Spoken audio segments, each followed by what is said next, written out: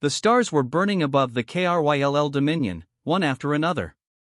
Their war with the Varan Ascendancy had dragged on for 2 cycles too many, and now, the Dominion was collapsing. Fleets that once spanned systems were torn apart, planets fell, and desperation seeped into the very air of their command halls. Admiral Jorvek stood on the bridge of the Dominion's last stronghold fleet, staring at the broken remains of their vanguard. The comms officers shouted over one another as distress beacons flooded the channels. 100 ships begging for aid, for reinforcements, for mercy that would never come. "Transmit the SOS," Jorvek barked. His mandibles clenched tight, a warrior's grimace. "Send it to every frequency, every relay. Our allies must hear us." The officer hesitated. "Admiral, sending at that range risks reaching uncharted sectors. We cannot control who." "Do it!" Jorvek roared. And so, the Dominion's final plea for help streaked into the void. A signal meant for friendly hands. A beacon of survival. But space is vast, and signals do not always travel where one intends. This one found its way across forbidden stars, across the unlit gulfs the galaxy had long since marked as cursed. It reached a place stamped on every stellar chart with a single warning word: human space. The Deathworlders had been silent for generations. No one traded with them, no one visited them, no one even dared to speak of them outside hushed tones. They were myths more than people, a whisper in the dark. The galaxy had told itself they were contained, that humanity had withdrawn into the cradle of their own worlds. But the message reached them. And they listened. Weeks later, in KRYLL space, the Varan Ascendancy pressed its attack. Their fleet of glistening warships surrounded the Dominion's stronghold, ready to crush it like a shell beneath a predator's jaws. Jorvek's fleet had dwindled to a shadow of its former glory. He stood in silence, expecting the end. Then, space itself seemed to bend. The stars flickered. The Great Varan Armada halted mid-charge, their sensors screaming with alarms. A shadow bled across the system, vast enough to swallow planets. "Admiral," cried a sensor officer. "A mass reading, impossible scale. It's not one ship, it can't be one ship." But it was. Out of the void emerged a vessel larger than anything the galaxy had seen in 10,000 years. Its hull was jagged steel and black plating, covered with scars of wars no one remembered. Its engines burned like the eyes of some ancient beast, warping the void around it. The KRYLL froze in awe. The Varan froze in terror. The ship announced itself with silence. No hail. No flag. No alliance marker. Only the oppressive weight of its presence. The ISS Leviathan had come. At first, Admiral Jorvek believed salvation had arrived. He raised his voice, mandibles trembling with hope. "They answered, the legends answered us. Deathworlders, humans, they are here to aid us." But the moment the Leviathan moved, that hope died. Its weapons unfurled like the claws of a titan. Energy lances longer than dreadnoughts stretched outward, locking onto targets across the battlefield. Then, without warning, the void erupted in fire. The Varan's front line vanished in an instant, ships disintegrated into ash before they even registered they were under attack. Fortress platforms, designed to withstand weeks of siege fire, evaporated under a single barrage. The Leviathan's weapons ignored shields, bypassed armor, and tore matter itself apart. The KRYLL's cheer died on their lips when they realized the truth: the humans were not firing with them. They were firing at everything. KRYLL cruisers fell alongside Varan destroyers. Orbital defense rings were erased in the same breath as ascendancy carriers. The Leviathan made no distinction. To it, the system was not a battlefield between two alien powers. It was a nest of vermin, and it had come to cleanse. Jorvek screamed into the comms. "Human vessel. We are allies. You answered our SOS. Cease fire." No response came. Instead, the Leviathan's massive frame rotated, its central cannon aligning with the KRYLL's command station. Jorvek's blood froze as he realized the Predator's gaze had fallen upon him. "Evasive," he shouted, but it was already too late. A single bolt of energy tore across the void, striking the station with the force of a collapsing star. The bridge convulsed as shockwaves ripped through it. Jorvek was thrown from his command post, the roar of destruction filling his ears. When the smoke cleared, half his fleet was gone, erased as easily as a child sweeping dust from a table. The KRYLL were not saved. They were reminded of what humanity was. Across the galaxy, observers watched in horror. News drones transmitted the impossible footage, a single human warship dismantling two great powers in minutes. Entire fleets were annihilated without even scratching its hull. The Dominion's enemies stopped advancing, not because they feared the KRYLL, but because they feared what they had witnessed. The Ascendancy itself began retreating, abandoning gains in terror that the Deathworlders might turn their gaze toward them. For centuries, humanity had been forgotten. Dismissed as myths. Ignored. Feared only in memory. Now they were awake again. And the galaxy understood why their space was marked forbidden. On the burning bridge of his crippled flagship, Admiral Jorvek clawed his way upright. His mandibles dripped blood, his body broken, but his mind burned with one final realization. They did not come to save us, he rasped, staring at the monstrous silhouette of the Leviathan as it turned back into the void. They came because we called. And they answered, in their way. The SOS signal had not summoned allies. It had not summoned salvation. It had summoned a predator. And the galaxy, in its arrogance, had forgotten what happened when predators were disturbed. The Valthuran Alliance was dying. Their fleets, once proud and shining, had been shattered by the endless onslaught of the Karen marauders. These nomadic raiders came from beyond mapped space, burning worlds for plunder, enslaving populations, and leaving nothing but ash in their wake. No treaty, no plea, no defense had stopped them. In the Grand Hall of the Valthuran Council, silence fell as the last reports came in. Systems gone. Armadas obliterated. Colonies turned into graveyards. Elder Koresh, the council's oldest voice, lifted his creaking frame. We have no choice left. Send the beacon. Gasps swept the chamber. The beacon was a last resort, an ancient emergency signal designed to summon allies across the void. But allies were few, and most were broken themselves. Still, desperation clouded judgment. Counselor Marin whispered, if no one comes. Then we die anyway, Koresh answered. Send it. And so the signal was cast. A desperate SOS that screamed across the spiral arms, a call for salvation. But the stars are fickle, and messages wander paths unknown. This signal drifted further than intended, slipping through dead zones, across forbidden coordinates, and into the one region marked on every stellar chart with warnings carved in blood, human territory. The Deathworlders. The Exiles. The Myths. The signal should have gone unanswered. Yet, in the black silence of human space, something ancient stirred. Months passed. The Karen marauders tightened their noose around the Alliance. The Valthuran fleets were scattered remnants, surviving only through retreat. Whole sectors had gone dark. Then, one night, the stars over the Valthuran capital flickered. The great planetary defense sensors shrieked with alarms. Their operators scrambled, confused, terrified. Something's entering system space. At first, they thought it was another marauder fleet. Weapons were armed. Fleets scrambled. Then the void opened. And a ship emerged. It was larger than anything they had ever seen, a titanic dreadnought that seemed more like a moving fortress than a vessel. Its armor was blackened with scars, its surface bristled with weapons of alien design.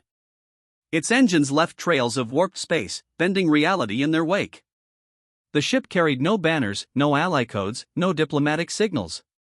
Only a single name burned across its hull, in a script long thought dead, Erebus. Whispers spread like wildfire, a ghost ship. The Valthuran Alliance believed salvation had come.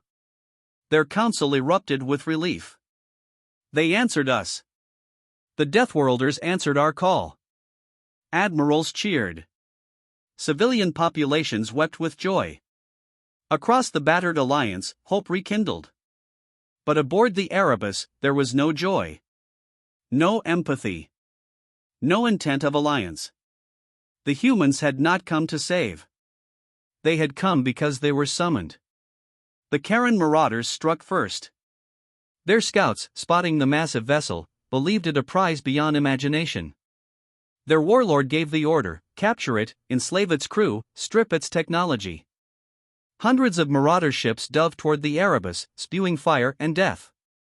The ghost ship did not move. Not until the first weapons struck. Then, with a soundless fury, the Erebus woke. Its weapons unfolded like wings of a god of war. Beams of energy split marauder ships in half before they could blink. Torpedoes streaked out, faster than light, slamming into cruisers and turning them into expanding clouds of molten metal. Every volley rewrote the rules of war. Shields meant nothing. Armor meant nothing. Marauder vessels simply ceased to exist. In less than an hour, the raiders' entire fleet, 100 strong, was gone. The Valthuran people roared with triumph. We are saved.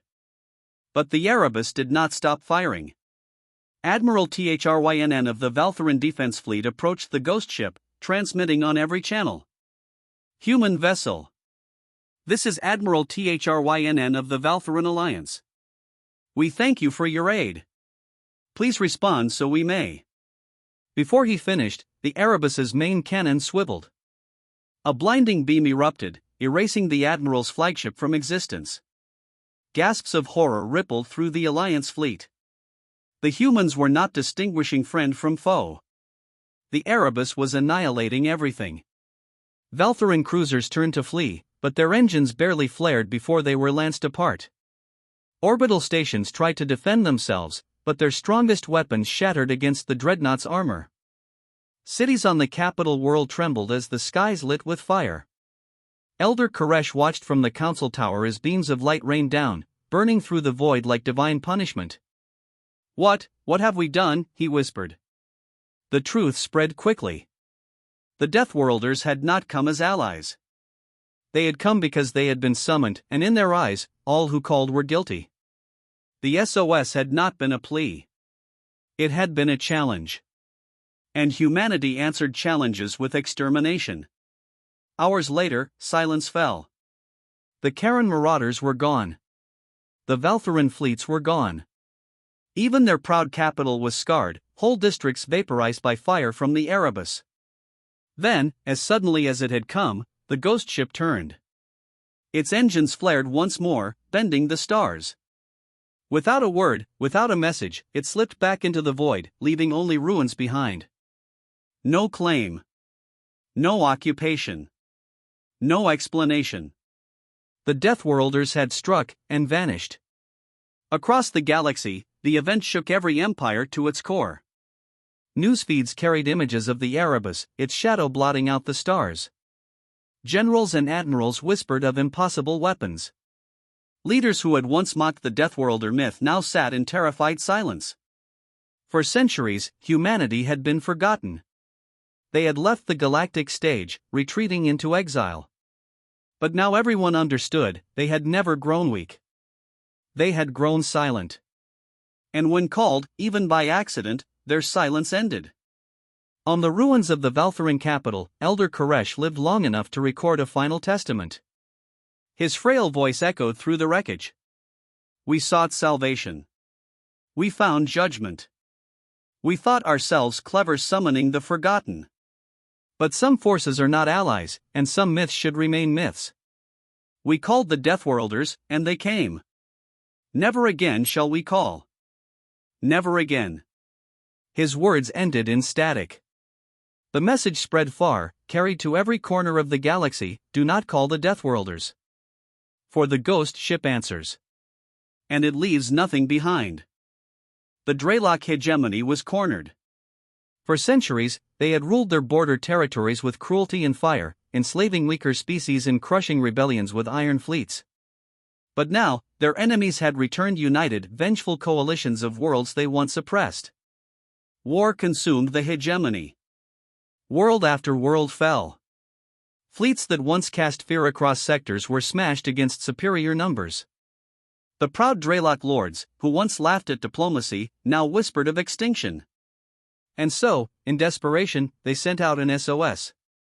It was meant for their vassals, their mercenaries, their dwindling allies. A cry of dominance disguised as desperation. But the message traveled farther than they intended. It drifted past collapsing relays, through forgotten hyperlanes, and into the dark expanse marked on every map with dread. Human territory. The Forbidden Sector. The one place no scout returned from. A silent graveyard of empires too curious for their own good. The galaxy had long since learned to ignore it. The humans, the Deathworlders, kept to themselves, their borders closed, their silence eternal. The Draylock never expected a reply. Weeks passed. The hegemony fought on, bleeding at every front. Their enemies tightened their grip, preparing the final strike. Then, the sky over the Draylock capital changed.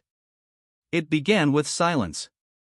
The great defense satellite screamed with warnings something vast was entering system space.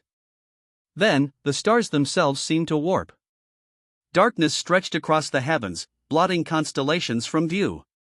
A ship emerged. It was not like any ship the Draylock or their enemies had ever seen. It dwarfed battle stations, its surface black and jagged like the blade of some colossal spear. No insignia. No signal. No alliance code. Only a single name burned faintly into its hull, Oblivion Spear. At first, the Draylock cheered. The Deathworlders answered, cried Lord Varric, overlord of the hegemony. Our call reached them, they have come to save us. He broadcast messages of welcome, demanding his fleets rally around the giant warship. For a moment, hope spread. But then, the spear moved. The ship's weapons lit the void. Columns of energy, brighter than suns, lanced outward with surgical precision. Entire enemy fleets, armadas of hundreds, were reduced to molten clouds in seconds. No defense mattered. No maneuver worked. The spear tore them apart as though reality itself bent before its fury. The Draylock cheered louder. Victory is ours. The Deathworlders have chosen us. Their fleets, once fleeing in terror, now surged forward, rallying beside the spear. They believed themselves saved. But then, the ship turned. The Draylock fleets, their fleets, came under fire. One after another, their cruisers exploded in silence, ripped open by the same merciless beams. Command ships disintegrated mid-broadcast. Orbital fortresses shattered into dust. Confusion turned to horror. They're firing on us, screamed Admiral Falcor. We are their allies. But the humans did not answer. The spear made no distinction between friend or foe. It annihilated everything in its reach with cold, mechanical precision. On the capital world, Lord Varric watched in disbelief as his sky turned to fire. Whole defense grids collapsed, burned away in moments. Cities trembled as shockwaves rumbled through the atmosphere. He shouted into the calms, Deathworlders. We are the Draylock hegemony. You came for us. We are not your enemy. No reply. Only the thunder of destruction. The galaxy watched in silence. Dozens of enemy fleets had converged on the Draylock capital, expecting to crush them once and for all. Now, all those fleets were gone. But so too were the Draylock's own. Observers transmitted the impossible images far and wide, a single human ship dismantling an entire war at once. The Oblivion Spear was a nightmare made manifest, erasing distinctions of side or allegiance. It was not here to save. It was here to remind. Hours passed. The spear scoured orbit, cleansing everything Draylock, enemy, station, debris until only the capital planet remained. Then, as if delivering judgment, its main weapon began to charge. The Draylock capital's sky burned white. Millions screamed as light filled their world. And then, nothing. When the glare faded, half the planet was gone. A wound the size of a continent had been carved into its surface, cities vaporized, oceans boiled. The world itself tilted in its orbit, bleeding atmosphere into the void. The Oblivion Spear did not fire again. It turned, its engines igniting with unnatural brilliance, and slipped back into the void. No message. No claim. No warning. Only silence. The Draylock hegemony was no more. Their enemies had not needed to destroy them, the humans had done it in a single night. But the galaxy did not cheer. For what they had witnessed was worse than tyranny, worse than marauders, worse than war. They had seen the Deathworlders move. In the aftermath, whispers spread like wildfire. Some said the SOS had been seen as a challenge. Others claimed the humans cared nothing for politics, that to them, all alien wars were nests of vermin to be cleansed. A few whispered darker fears, that the Deathworlders had grown tired of silence, and now walked the galaxy once more. Every empire looked to its borders, trembling. Who would be next? The maps, long marked with the warning human space, do not enter, now carried a new unspoken meaning. Do not call them. Do not wake them. On the ruins of his dying world, Lord Varric crawled through broken stone. His palace lay shattered around him, his empire gone, his fleets erased. He lifted his bloodied face to the burning sky and whispered his last thought. They did not come for us, they came because we called. And then he died, the silence swallowing him, as above the skies the Oblivion Spear vanished into myth once more. The galaxy, shaken to its core, would never forget that night. The Draylock's SOS had not brought allies.